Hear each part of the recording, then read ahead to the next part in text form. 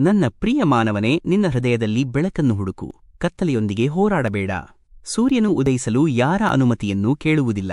ಅವನು ತನ್ನ ಧರ್ಮವನ್ನು ಮಾತ್ರ ನೆರವೇರಿಸುತ್ತಾನೆ. ಹಾಗೆಯೇ ನೀನು ಲೋಕ ನಿನ್ನನ್ನು ಅರ್ಥಮಾಡಿಕೊಳ್ಳದಿದ್ದರೂ ಸತ್ಯವನ್ನು ಬಿಡಬೇಡ. ಪರೀಕ್ಷೆಗಳು ಎದುರಾದರೂ ಧರ್ಮದ ದಾರಿಯಿಂದ ತಿರುಗಬೇಡ.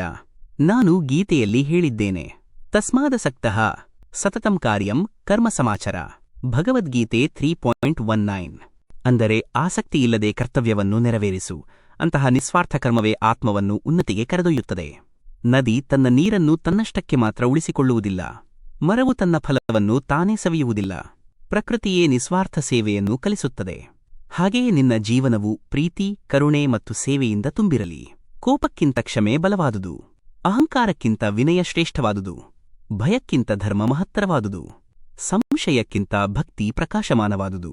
ನನ್ನ ಪ್ರಿಯವನೇ, ಪ್ರತಿಯೊಂದು ಉಸಿರಿನಲ್ಲೂ ಸತ್ಯವನ್ನು ಬದುಕು. ಪ್ರತಿಯೊಂದು ಕಾರ್ಯವನ್ನು ನನಗೆ ಅರ್ಪಿಸು. ಪ್ರತಿಯೊಂದು ಜೀವಿಯಲ್ಲಿ ನನ್ನ ಅಂಶವನ್ನು ಕಾಣು. ಆಗ ನಿನ್ನ ಮನಸ್ಸು ಶಾಂತಿಯಾಗುತ್ತದೆ. ನಿನ್ನ ಕರ್ಮವು ಯೋಗವಾಗುತ್ತದೆ.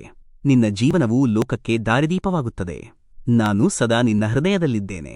ಧರ್ಮದಲ್ಲಿ ಸ್ಥಿರನಾಗಿ ನಡೆ, ಭಕ್ತಿಯಲ್ಲಿ ಬೆಳೆಯು, ಸತ್ಯದಲ್ಲಿ ಬೆಳಗು.